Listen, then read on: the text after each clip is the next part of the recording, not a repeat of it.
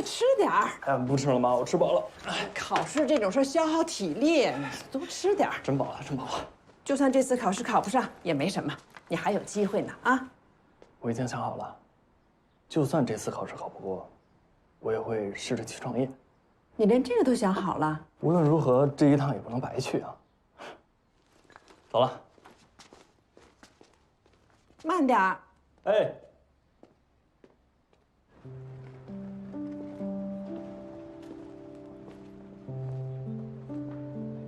只有做好最坏的打算，才能摆脱3年，放手一搏。赛场之上唯一的敌人，就是自己。学会不再让别人为自己担心，才算得上是真正的长大成人吧。记住，一定好好考，只能成功不许失败啊！千万别吊儿郎当的，听见没有？知道了，爸。知道我为了让你能够当上这个实习生，我托人找关系花了多少钱？你这回要是考不上，别怪我以后一个子不给你啊！多少钱以后我都会还给你的。嘿，臭小子，学会跟你爸爸吹牛了是吧？长得这么大，哪次不是靠我给你擦屁股？我告诉你啊，这次要是考不上，没下次了。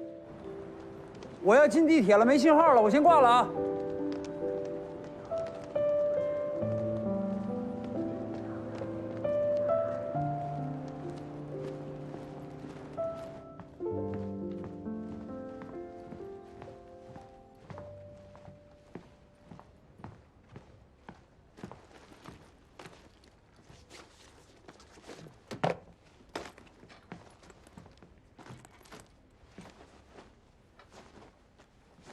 其实，您真的没有必要这么做。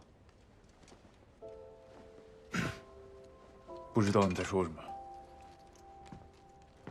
昨天我看见您拦车了。所以呢？其实升不升职的话，就根本无所谓，我根本不在乎。可是看您去那么做，我心里边更难受。您从来都没为自己去求个情，却为了我就行了。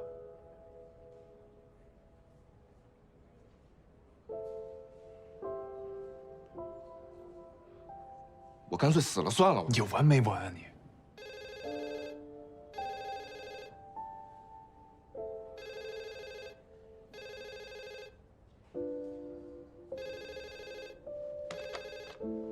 喂。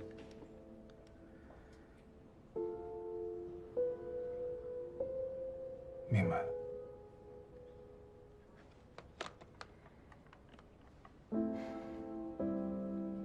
王总说没事。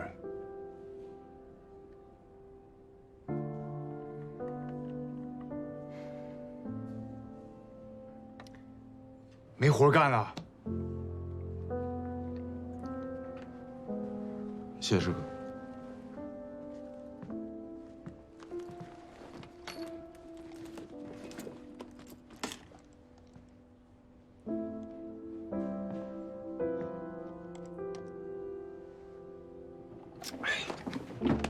别再来第3次啊！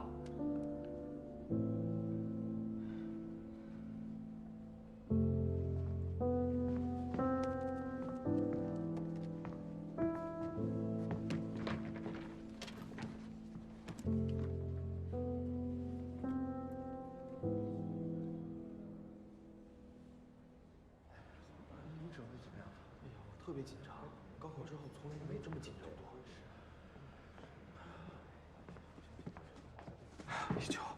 一九，我好紧张，怎么办啊？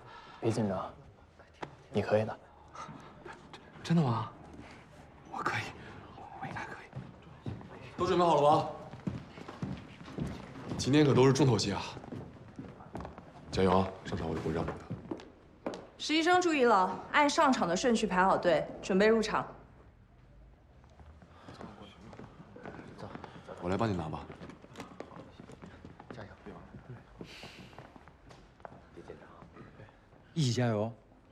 哦，不对，是你要加油。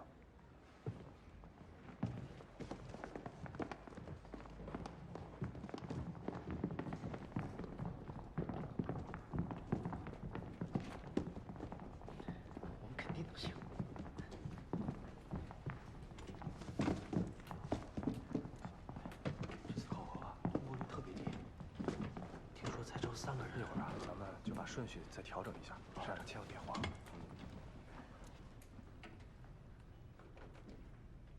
保持安静。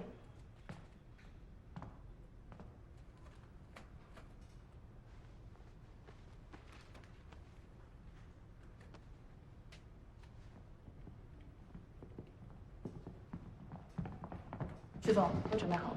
好。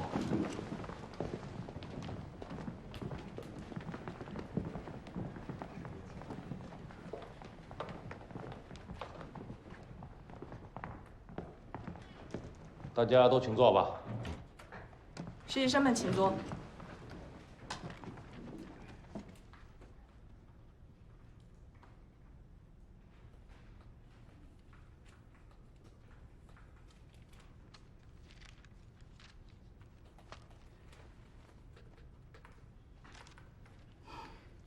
听说很多部门都想要蓝建业，我也想要啊。哦，这些实习生中，我只看好他一个。第一环节，各组项目阐述时间为10分钟，除了提交备案的资料之外，不得使用其他的资料。凡是在现场增加或修改表述内容者，均视为违规。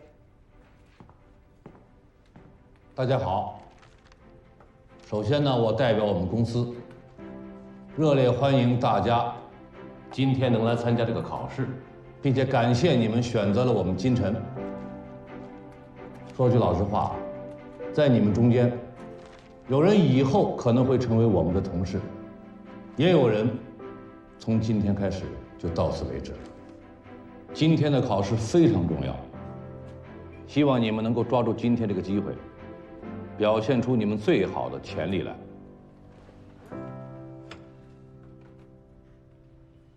好，考试开始。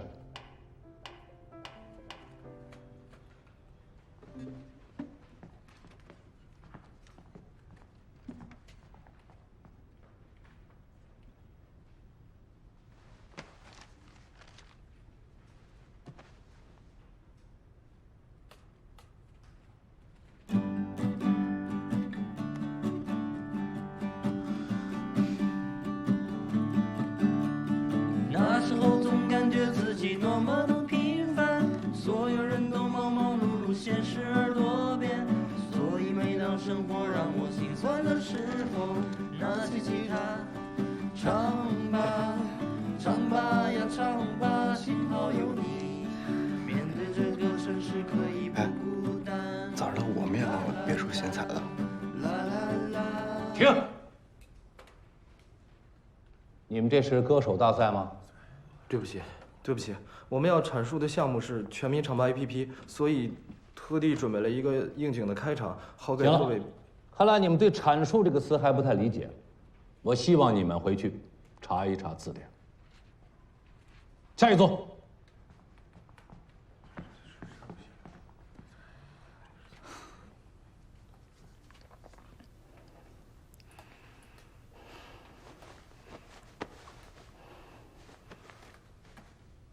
怎么了？没事儿，你有可汗糖吗？那没事了。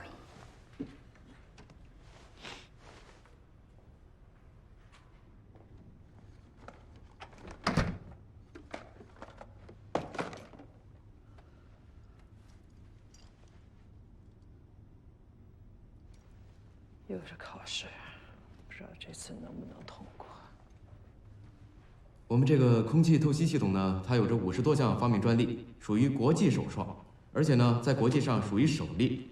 它最大的特点呢，就是安装比较方便，而且不影响室内的装潢。像我们，请你等一下，你这个项目我怎么看着这么眼熟啊？我们是不是在哪里见过啊？这个其实是之前投过的项目，因为是模拟头掘会，所以并没有规定不能用吧？这个事情根本不需要什么规定。我说你们为什么不干脆拿着纽交所上市的项目出来考核呢？早就跟你说过不能用，都怪你，非说能用，什么就怪我？明明是你先弄的，是你说的这个项目好不好？什么我？当初是你说的，那天是不是你？什么叫怪我？明明是你先弄的。行了，下一组。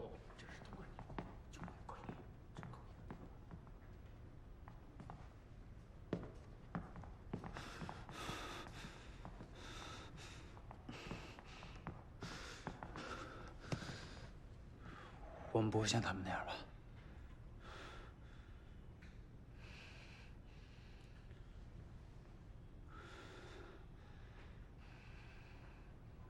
今天我们推荐的项目是任意汇跨境支付平台。在出国旅行、海淘代购愈发流行的当下，跨境支付也呈现了上升趋势。在我国已经高达。请你等一下，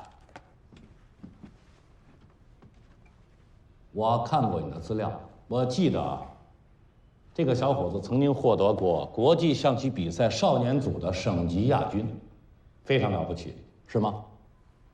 是啊，我从5岁的时候就开始学棋了。那你为什么没有成为专业的棋手呢？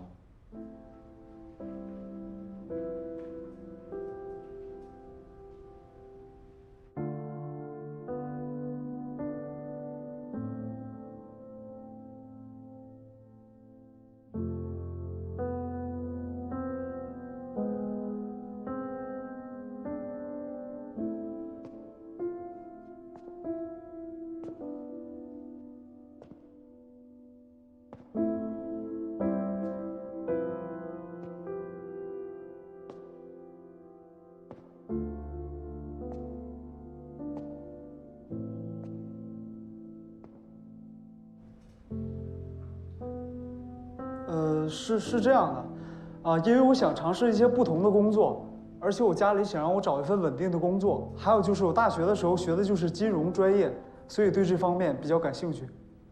也就是说，有比下棋更重要的事情，是吗？是的，当然是。比起作为一个职业的棋手，我更想成为一名专业的投资人。你是因为想做未来的投资人，所以放弃了国际象棋，是吗？借口就是借口，说的再好听也没用。可能不是借口，也许是无法面对曾经的失败吧。那个，其实我觉得这个信息没有那么重要吧。既然不重要，你为什么要写到自己简历里面？你把一个不重要的经历写到简历里面，是不是为了给自己加分呢？可是你现在又不能自圆其说，别忘了，我们需要的是内心强大、目标清晰的人。很显然，你不是那个人。那个。行了，你不要解释那么多了。原以为你下棋的经历可以给你加分，看来恰恰相反。对不起，你让我很失望。下一组，不要浪费其他人的时间了。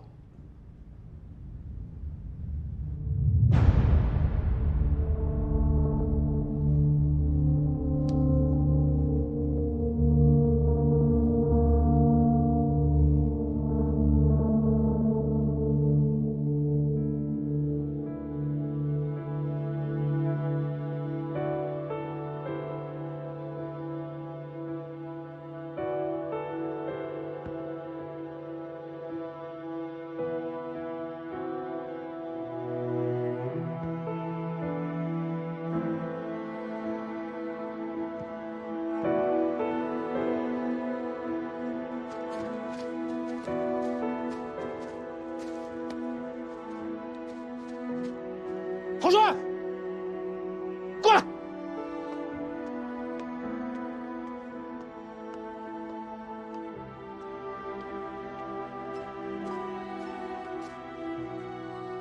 刚才为什么传球？他机会比我更好。不敢就是不敢，少找借口。我没有不敢。把衣服脱了，跟我回家。下去，给下一组腾时间。除非发生奇迹，不然这回我们一丘肯定是悬了。还记得那会儿咱们最后一轮面试吗？曲总给我留下的心理阴影，至今还印着呢。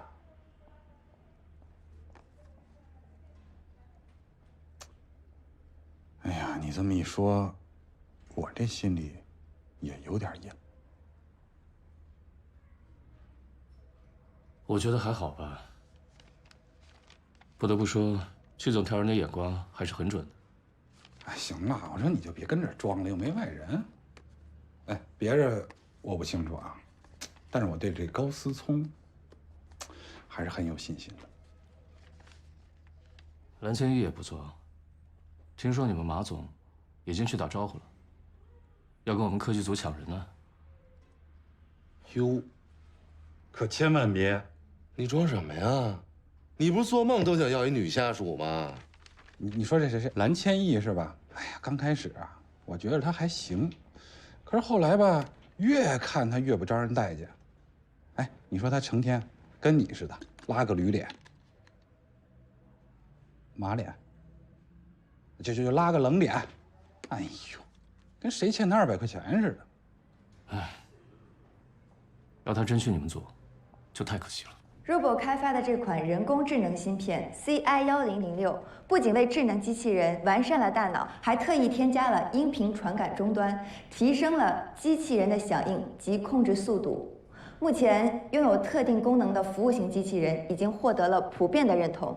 从这组 IFR 数据表明，今年全球家务机器人的营业额态度得体，内容精确，简直无可挑剔。数了122亿。对不起，我可以打断你一下吗？你刚才指的家务型机器人，是不是就是扫地机器人呢？这已经不是什么新型的产品，而且在市场上已经接近饱和。你认为还有什么空间吗？其实不仅仅是扫地机器人，这项产品还可以运用到更多的领域。啊，对，这项产品可以涉及的领域非常广泛啊。比如说野村宗研已经研发出来可以专门看管车库的机器人，以后还会有保姆机器人、护工机器人。等一下，你们介绍的这个项目理想是很丰满的，但现实也太骨感了吧？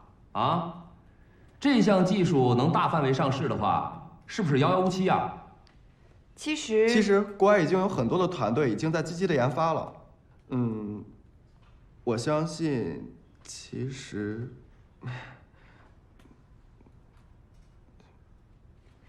实现这项技术并非遥遥无期。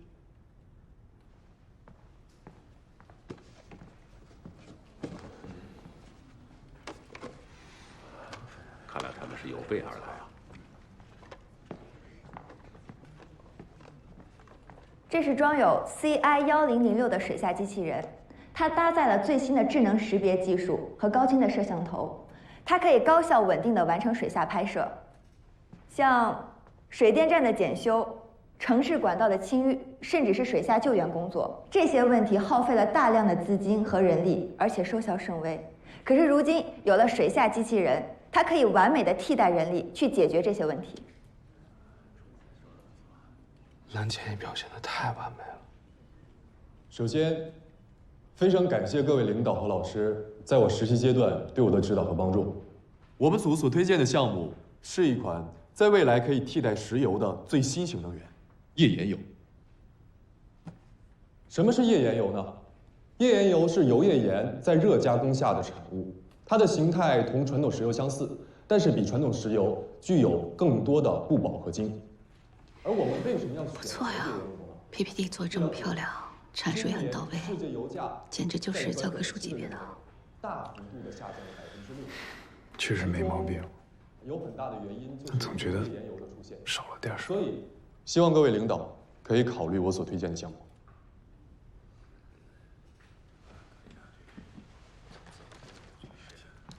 你们觉得怎么样啊？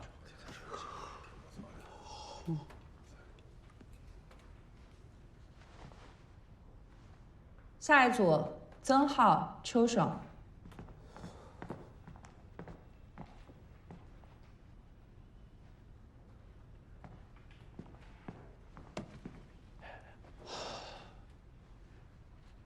各位领导好，我是曾浩，他是邱爽。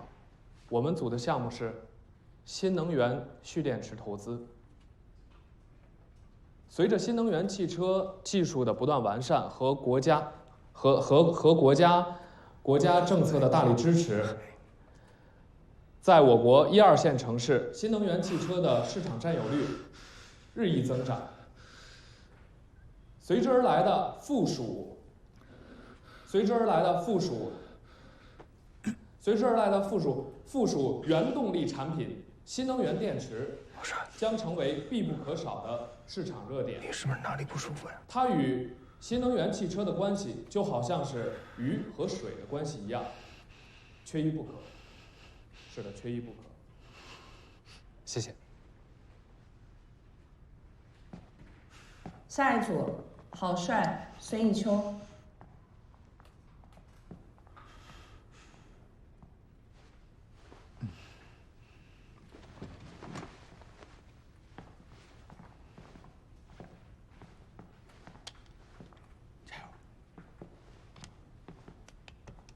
终于等到压轴的了。千万别有期待。别碰我。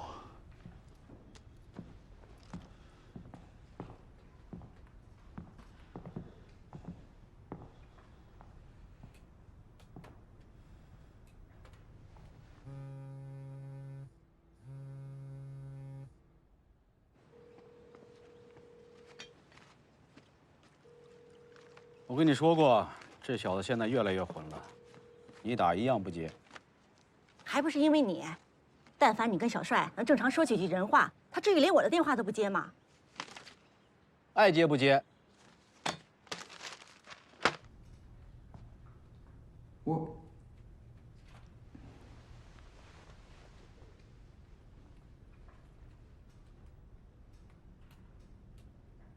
那个，我们要投资的项目是，对他说情感咨询平台。无论人类的社会发展到什么地步，情感永远是他们，不是，情感永远是我们永恒追求的目标。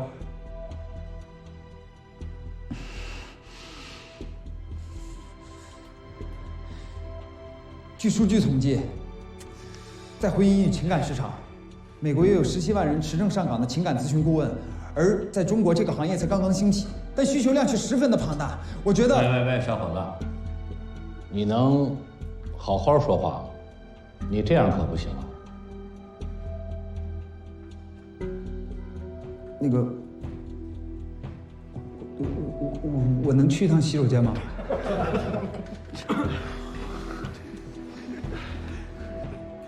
紧张到这种地步，是太在乎结果，所以被杂念缠住了吗？这样下去只会越来越糟的。现在吗？可以，但是你们要记住，这算在你们的阐述时间里。你们现在还剩7分钟。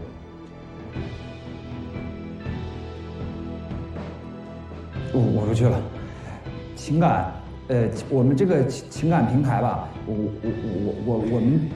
我觉得应该是那种免费的，然后我们能推导就提倡的是一对。我来吧。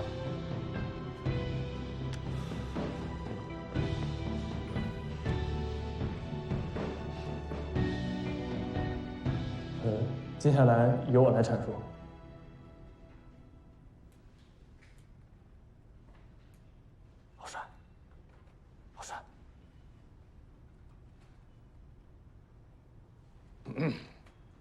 这小子行不行？我们将会为大家提供免费的线上咨询服务。可能很多人会有疑问，我们既然是免费的，那怎么去收回这些请专家的费用跟成本呢？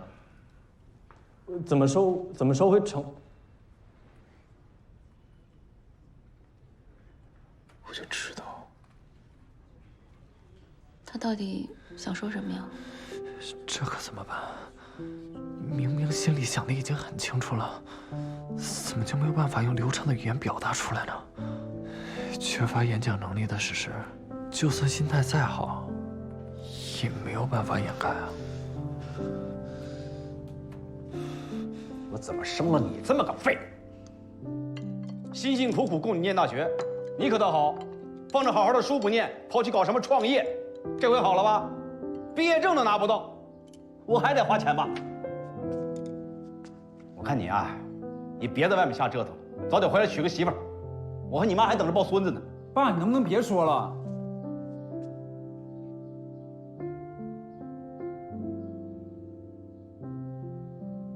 你根本就不了解我，总有一天我要向你证明，你一直看错我了。这次面试失败，一定会又被看成废物吧？可越这么想，就越无法冷静下来。可能有很多人会有疑问，我们既然是免费的，那怎么样？那怎么样去收回这个成本呢？我们是想通过网上网友。他是怎么做到的？说成这样，都可以不放弃，不退却。他是用外星语在表达某种逻辑吗？不管怎么样，我好像有点明白了。我没明白。无论别人怎么看，都不为所动。只要知道方向，就坚定地按照自己的方式走下去。那不就是我的风格吗？可是，照这样说下去，项目可就全完了。和影视公司进行一些，还是让我来吧。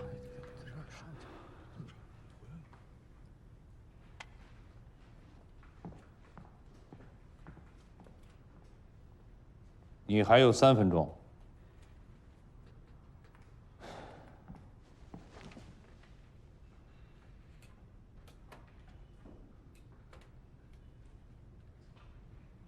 其实我们大多数中国人并不太擅长表达。我觉得呢，这个是我们的文化形态导致的。但是不擅长并不代表我们不关注，对，我们只是通过别人的情感故事来寻求自己的这种情感的安慰和共鸣。你看啊，这几年大多数的这种关于情感类的微博大 V， 郝帅的阐述直击人心，瞬间就征服了全场。在仅剩不多的时间里，就将项目的要点和魅力清晰有力地传达出来，甚至完全不亚于蓝千亿。他不仅扭转了败局，也扭转了所有人对他的看法。他找回了勇气和自信，不管到底他是在向谁证明着自己，现在他都做到了。哎，老马，我想听听你的想法。好，曲总。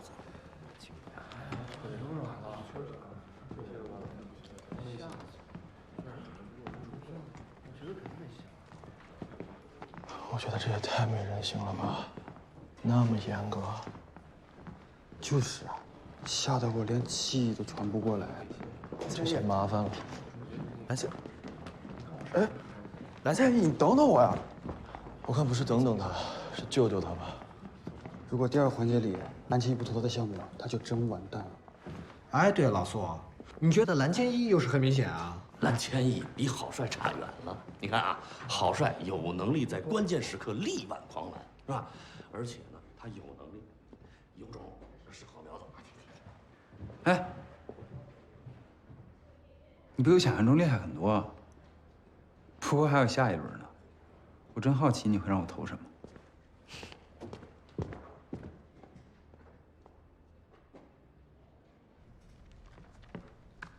跟我们那时候一样，最直接有效的招数就是找一个比你弱的对手。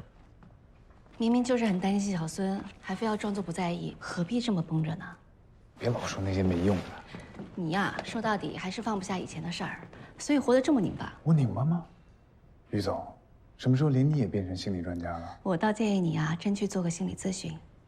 他们项目里那个平台就很不错啊。我看起来像有病吗？有没有病你自己最清楚。哎呀，以前那个热情率真的大男孩，到底去哪儿了？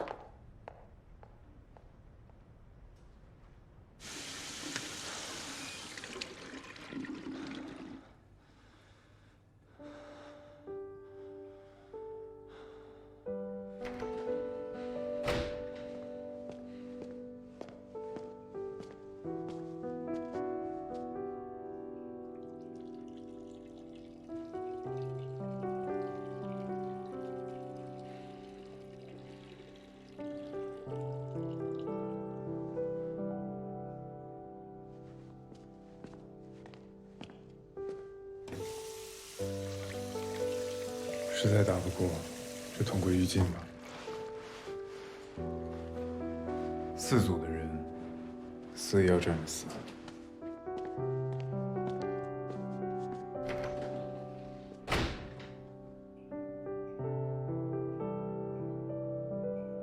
未到终局，焉知生死？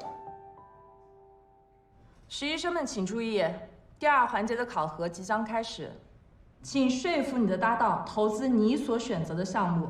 如果被搭档说服，搭档将会加分；但是不顾事实，一味的拒绝投资，自己将会减分。考核现在开始。下一组，高思聪、周博。周博，我向你推荐的项目是一款可以提升人表达能力的 App， 快速有效，非常实用。也就是说，你觉得我表达能力有问题？对于日常表达来说，当然不必十分注意，但是对于一个投资人来说，语言的形象和准确十分重要。过多不必要语气词的出现，很容易给别人留下一种缺乏自信的表现，也会直接影响谈话的结果。也就是说，你觉得？你看，通过这个软件的监控和提醒，你在这段时间里与我对话过程中，总共说过56次的，也就是说130次的那个，和80次的那个。其实我们在日常生活中并不能及时意识到自己语言表达的这些问题。有了好好说话这个项目的监控和提醒，我们就可以及时发现，随时改正。这是通过大数据测算之后的平均样本，大家可以看到，用户在使用该软件之后的1周之内，无效用语使用频率明显下降。所以，只要通过坚持和巩固良好的语言习惯，就可以实现。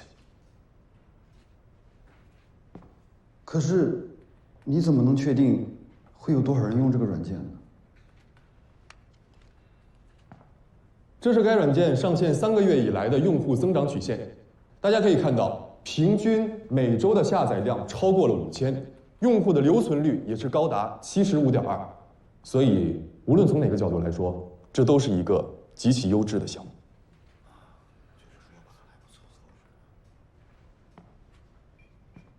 怎么，还在犹豫吗？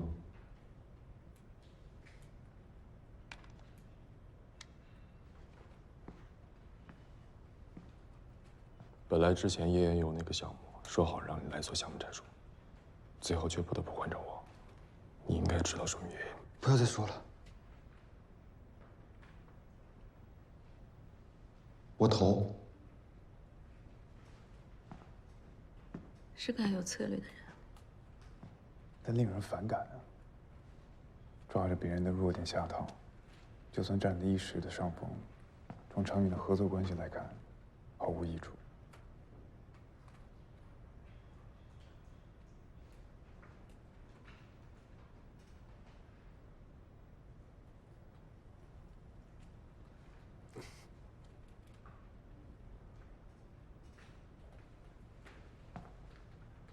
你居然偷拍我啊！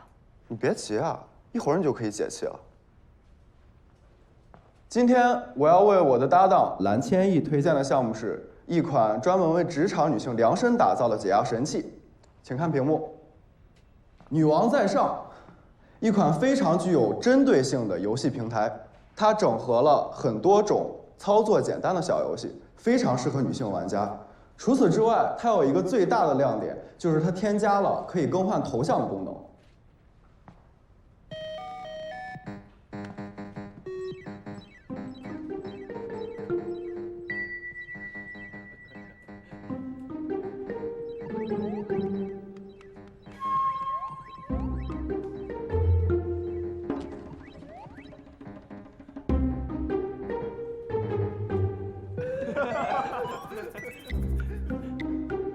通过手机截屏，系统会自动生成和识别头像，供用户随意更改。不仅如此，在付费模式下可以解锁更多的场景，比如说卫生间、天台、会议室等等。平台内还有300多款小游戏，充分满足职场女性在想象中泄愤的心理需求，平衡情绪，促进职场和睦，非常有现实功能。怎么样，小兰？你是不是觉得很有趣？想不想体验一下？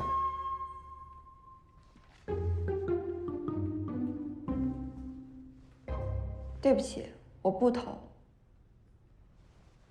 第一，这款 App 针对职场女性设定的本身是带有偏见和歧视的色彩，预设了它的用户群体是情绪化、缺乏理性及自控能力的。第二，我并不认为通过这种方式真的有助于解决现实的问题。一个女性如果受到了不合理的对待，她应该诉诸法律和舆论，而不是让他们排解心情了事。那只是你个人的看法，又不能代表所有人。那么第三，这个项目缺乏核心技术上的创新，虽然它投入很小，可是它极易被复制，不具备长期投资的价值，在竞争激烈的手游市场当中，并没有任何的优势。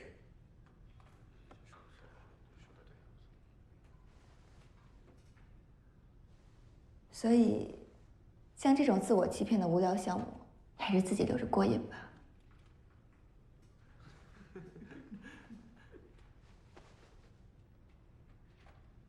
下一组，郝帅、孙艺秋。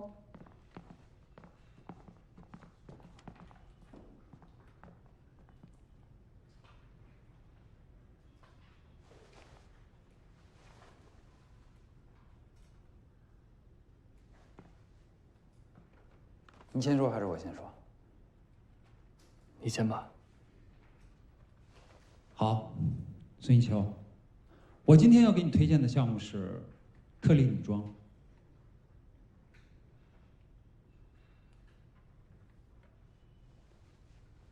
女装？没错。绞尽脑汁的去迎合搭档的趣味和需求，几乎所有人都会这么干。但这不是我的风格。我今天给你推荐的这个项目，是我自己最想投资的项目。特丽女装呢，是一个国内设计师原创的小众女装品牌。虽然它创立的时间并不是很长，但是它出色的设计感和完美的剪裁，已经在高端的白领市场得到了非常高的认可。连国际设计师三宅一生近期也在寻求跟他合作。我们来看一下这个特丽女装市场调查报告。我们从这个报告里可以了解到，特丽女装的消费人群与国际一线品牌的消费人群重合度高达了60%以上。我当然知道了，像这种数据通常会出现一些偏差和水分，所以为了知道这个项目最真实的情况，我特意花了几个月的时间进行了眼见为实的考察和收集。来，我们看一下。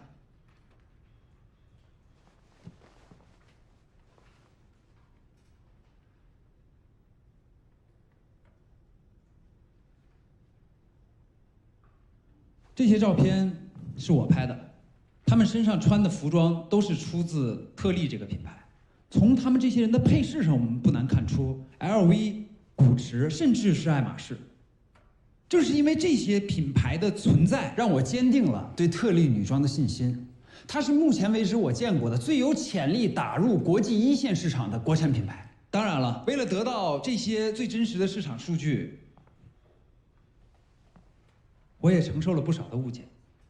原来偷拍不是因为他变态，而是为了考察项目啊！你不会是个疯子吧？为了一个项目，居然付出这么多。但是我觉得呢，这些误解对我来说都不算什么，跟我的梦想还有我的目标比起来，这根本就不重要。我的梦想就是我最初想要成为一个投资人的动机，那就是打造一个属于中国的国际一线品牌。我们中国是全球最大的奢侈品消费市场，可是我们却没有任何品牌可以跟阿玛尼、GUCCI、LV 品牌价值一样高。你不觉得这是一个非常奇怪的事情吗？所以我立志要找到这样有潜力的项目。小伙子，你的野心不小啊！你能告诉我你的野心从哪儿来的吗？我的父母就是做服装白手起家的，我亲眼目睹了他们整个创业的艰辛过程。他们那个时候卖的衣服大概就是仿冒各种国际大牌，虽然能挣到一些钱，可是我的童年并不是很好过，因为我经常被身边的小朋友叫成卖假货的。所以那个时候我就下定决心，我一定要打造一个属于中国的国际品牌，来洗掉我的耻辱。不管能不能实现，他还是挺有志气的。这小子还真有点意思。所以，你愿意投资给我的眼光和心血吗？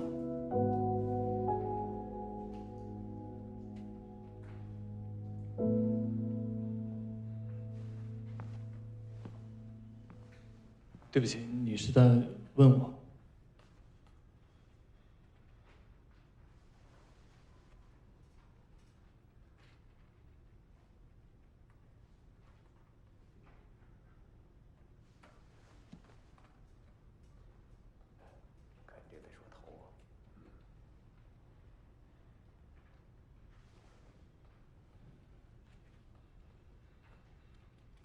我的选择是不投。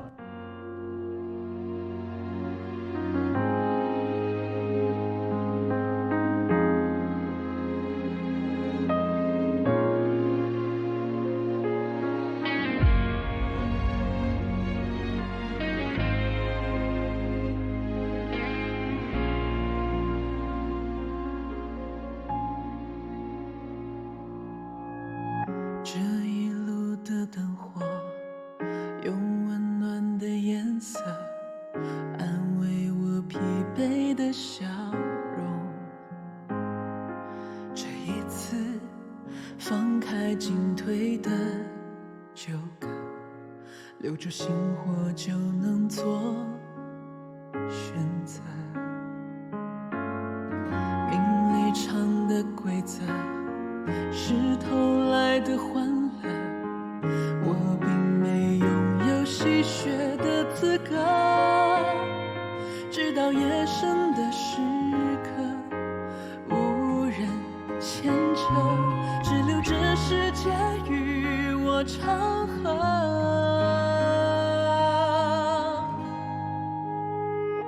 谁在世俗写的剧情之中用力演出着？谁在精致面具背后沉默冷眼看着？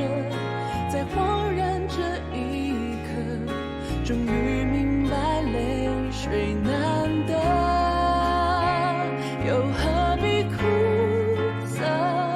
谁在星火点的光芒之中努力燃烧着？